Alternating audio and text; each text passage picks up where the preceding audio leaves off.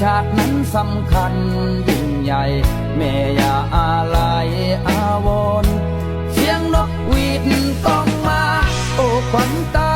ที่ละคนหากไม่มวยมนจะรีบโยนมาปกป้องคุ้มภัยอยู่แนวหน้าแนวหลังคงคาแสนคิดถึงโอ้ชีวิตนี้เพียงเสี้ยวหนึ่งเมื่อคำหนึ่งถึงชนชาตินี้จับปืนขึ้นท้ายท้าใครจะมาย่ำยี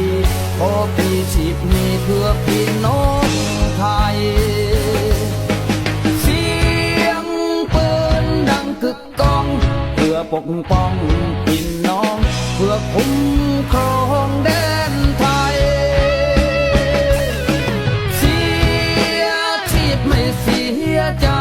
เพื่อขวานทองของไทยจะยิ่ง